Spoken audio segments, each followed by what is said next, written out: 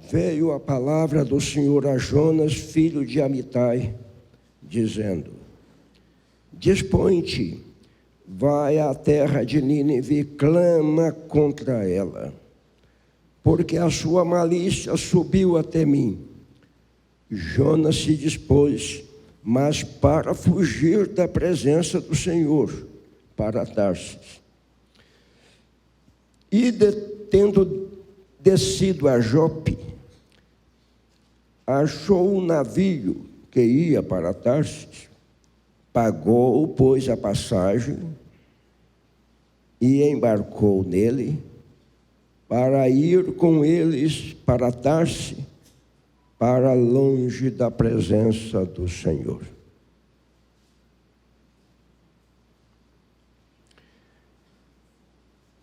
Então, sendo obrigado a falar de memória, mas eu tenho as linhas gerais na mente, quero mostrar neste profeta, influenciado por João Calvino, porque me vieram essas ideias enquanto eu traduzia o seu livro.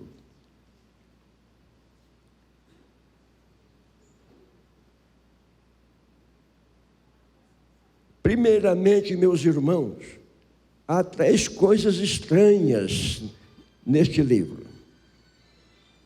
3 coisas que causam estranheza.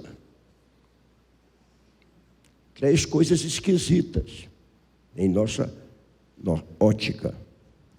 A primeira coisa estranha, esquisita, em nossa ótica, é a pessoa de Deus. Então, esse livro mostra que Deus, para o mundo pecador, se tornou um ser esquisito, estranho, com atitudes incompreensíveis. E isso se deve ao fato de que, com a entrada do pecado, do mal, da corrupção, no mundo, na humanidade, Deus, que não pode ter comunhão com o mal, porque Ele é o bem em toda a sua perfeição, Ele mesmo se afastou do ser humano, enquanto que o ser humano também se afastou, ficou longe dele. Tanto é que o ser humano perdeu a visão de Deus, criando os seus próprios deuses parecidos com cada um de nós. Nós gostamos de adorar mesmo, são seres humanos como nós, a nossa imagem. Então, Deus que criou o ser humano, a sua imagem, o ser humano alienado de Deus, passou a criar deuses à sua própria imagem. É muito difícil, meus irmãos, adorar a Deus espiritualmente. Aqui não tem imagem nenhuma. O ser humano quer imagem, quer ver, quer apalpar. Então, o Deus dos profetas, dos patriarcas, o Deus e Pai de nosso Senhor Jesus Cristo e dos apóstolos, Ele criou uma igreja de seres que o compreendam, mesmo sentindo alguma estranheza a respeito de suas ações. Mas agora nós passamos a adorar aquele Deus que nos criou à sua própria imagem, quer dizer, parecido com Ele. Para Jonas, esse Deus dos profetas se tornou ainda mais esquisito, porque ele, vendo do avesso para o direito, Deus vê do direito para o avesso. Daí, havendo um conflito de visões, de conceitos,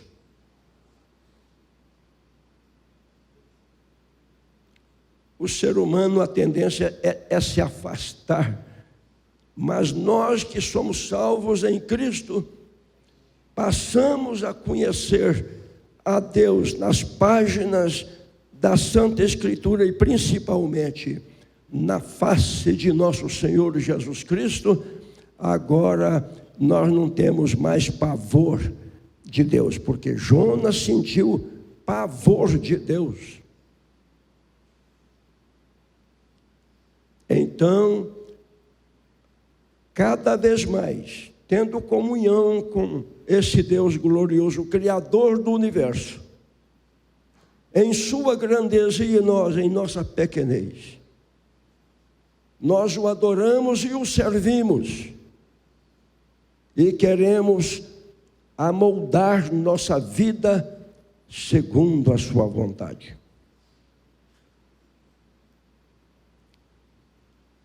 Então, esse Deus esquisito para nós, em nossa ótica, manda Jonas ir pregar numa cidade pagã, perversa.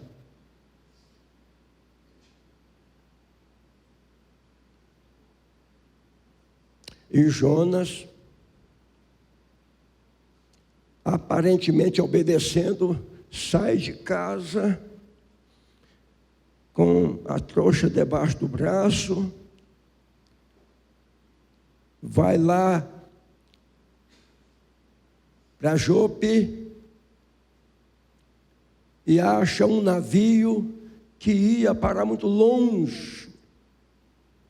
Os estudiosos acham que a cidade para onde Jonas correu, fugiu de navio, era Tarsis.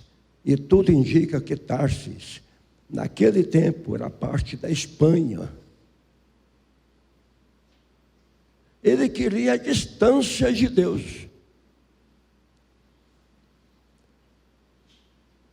Então, Deus não dá sossego ao profeta. Quando nós começamos a distanciar de Deus, Ele não dá sossego à nossa alma. Ele faz uma coisa, faz outra coisa, para nos trazer de volta.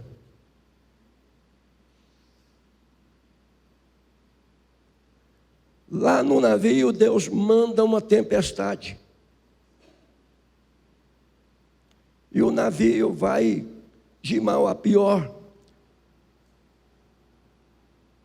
até naufragar. O dono do navio perdeu tudo. Deus ainda manda um peixe. Agora imagine, meus irmãos, um peixe, um animal, porque dizem que não há nenhum peixe cuja garganta caiba um ser humano. Mas seja lá o que for, um monstro marinho, e engole Jonas. É inimaginável o estado de Jonas lá misturado com aquelas coisas na barriga do monstro.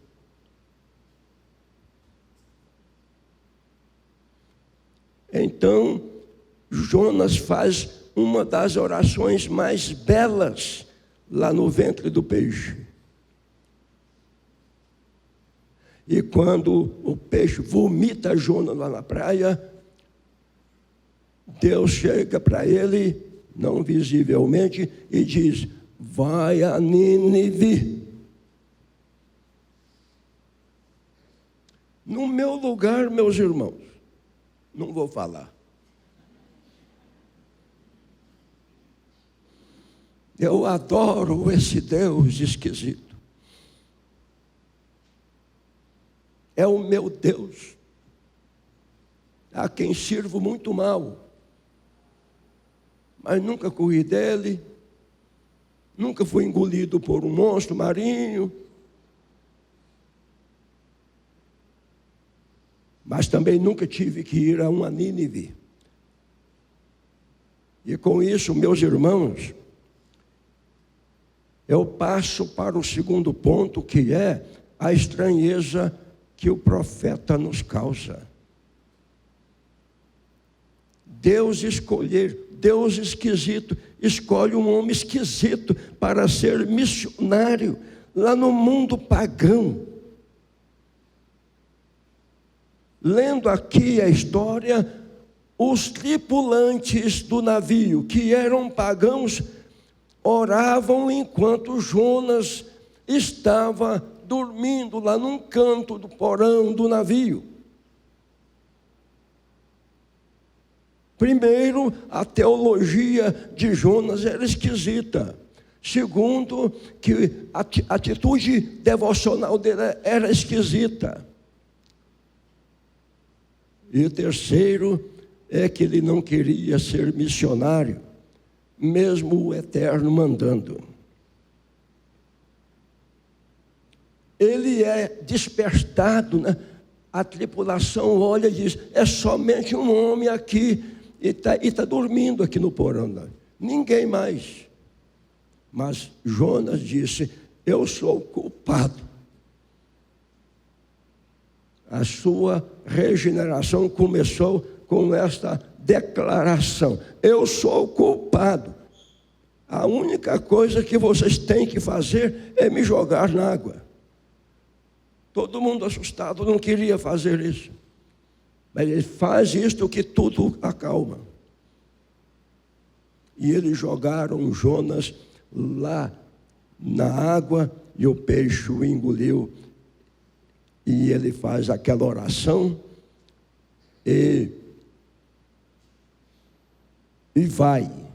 Agora atende o mandado de Deus e vai a Nínive.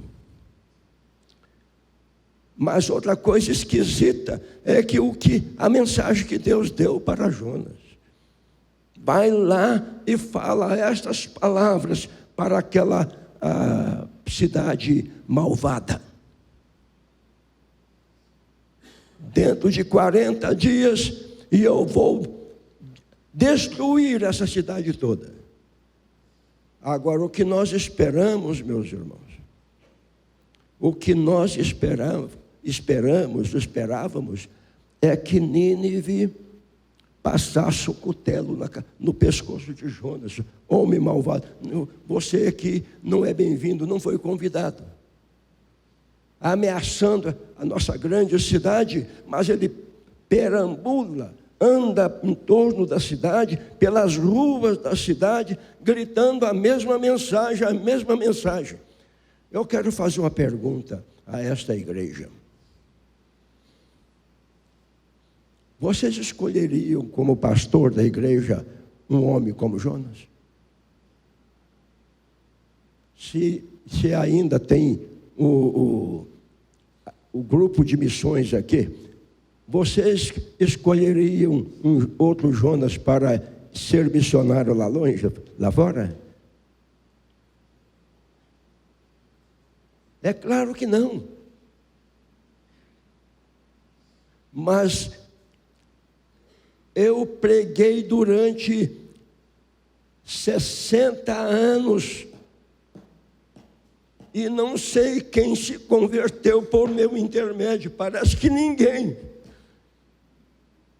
E Jonas prega naquela cidade malvada. E a surpresa? Que cidade esquisita, que cidade estranha.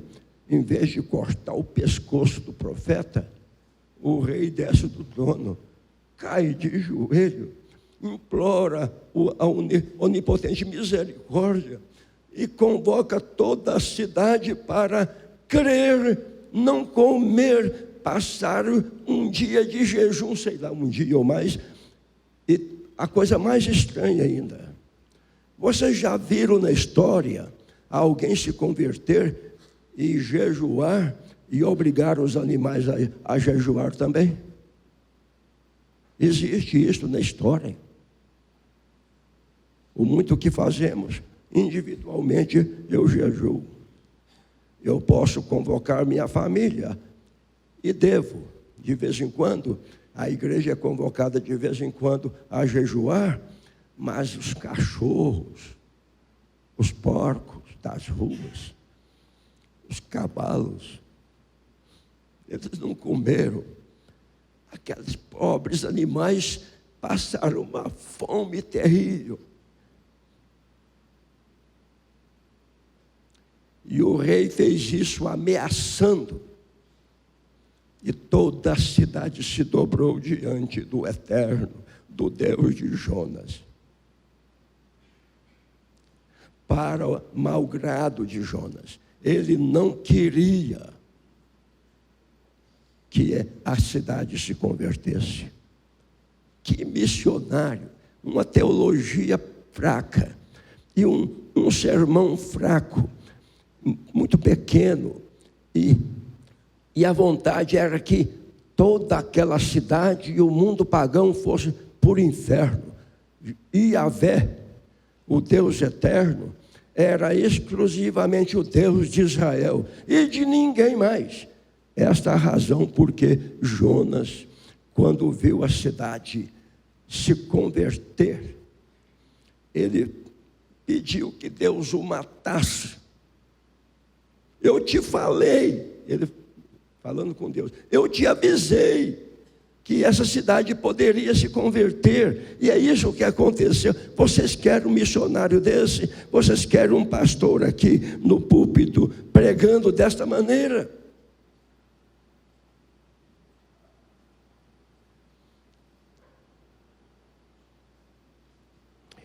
E terminando com a esquisitice de Deus, de Jonas e de Nínive. Ele poderia nos matar sem cometer nenhuma injustiça, mas o que ele faz conosco é usar de misericórdia. Está escrito aqui no capítulo 4, um capítulo pequenino.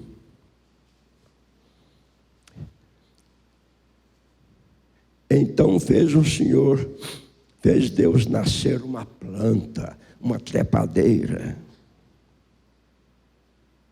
que subiu por cima de Jonas, para que o fizesse sombra sobre a sua cabeça, a fim de o livrar do seu desconforto. Deus cria uma trepadeira para cobrir do sol a cabeça. Ele era careca. Com certeza.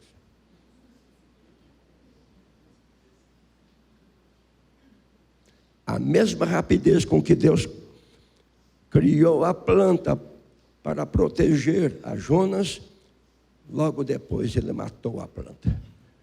Então, o que vejo neste livro todo, pequeno, mas precioso, o que eu vejo aqui, meus irmãos, a soberania de Deus. Falar em soberania de Deus, hoje, com o relativismo imperante, aí eu podia chamar aqui o Dr. Sandro para dar uma aula sobre isso, né, o que é relativismo. Mas toda a igreja, toda essa igreja sabe o que é relativismo. Essa onda em que fez do absoluto tudo relativo. Deus já não é absoluto, Ele é relativo. Tudo é relativo. Por exemplo, eu tenho certeza absoluta, é um refrão que está na boca até dos crentes. Alguém pode ter certeza absoluta?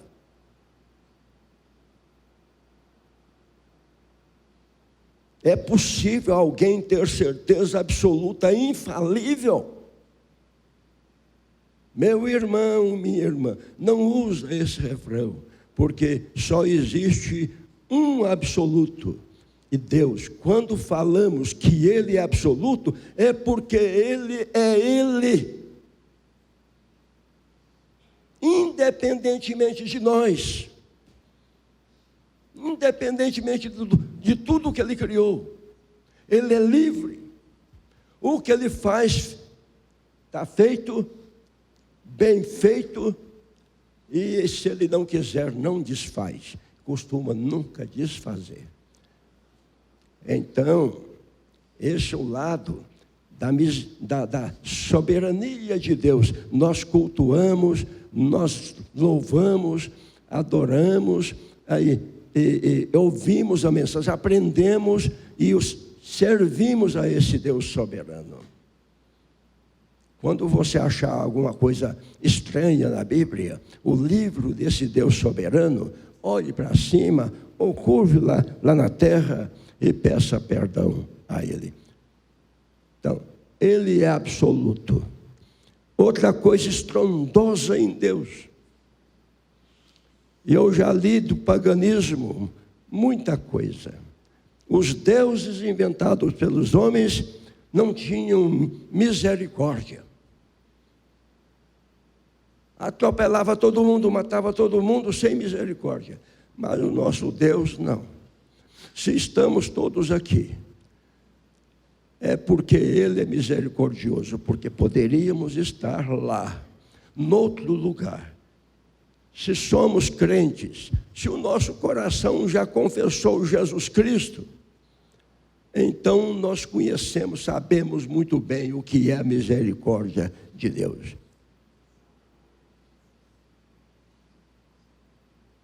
No casamento do Dr. Sandro e Regiane, no casamento da irmã da doutora Camila, Priscila, notem bem como está a cuca. Não é aquela da outra vez. Usei o mesmo texto.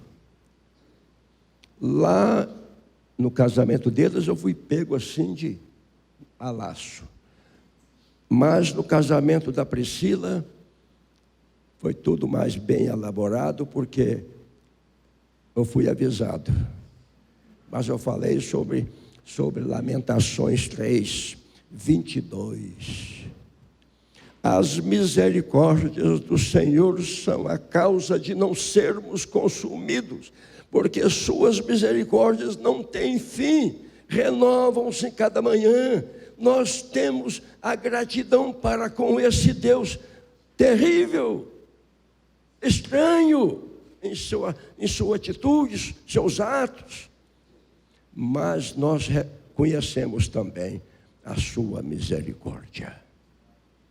E o profeta Jeremias, ele não usa o singular, ele usa o plural. As misericórdias são infinitas. Todo dia elas são novas na nossa vida.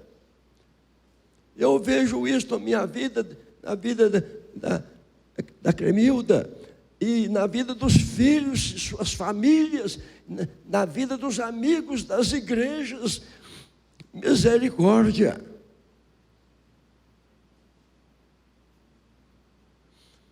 E a Bíblia toda está cheia dessa ideia.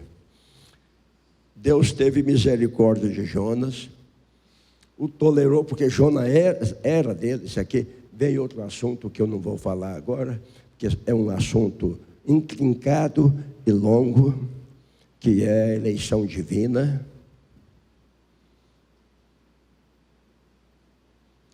E eu sou crente na eleição divina, na eleição e predestinação divina. Eu creio porque está escrito só? Não é só por isso. Eu creio porque minha experiência demonstra isso. Jonas era dele. Não sabemos se a conversão de Nínive foi verdadeira ou não. Se foi assim um fogo farto, com rapidez. Tudo indica que logo depois voltaram à mesma coisa. E a gente pergunta, enquanto Nínive se quebrantava, se curvava no pó, milhares de grandes cidades pereciam sem conhecer a mensagem de Deus. Tem mais uma coisa só. Se a mensagem de Jonas, de arrependimento, de quebrantamento, de conversão, foi suficiente para aquela cidade.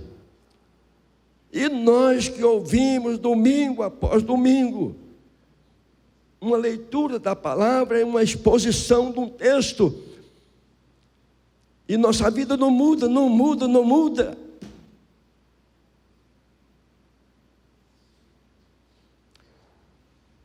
Que Deus tenha misericórdia de todos nós. Tome posse dessa misericórdia, da soberania de Deus. O tenha como seu Deus, no bem e no mal. Essa é uma experiência aqui do profeta Jonas. Amém.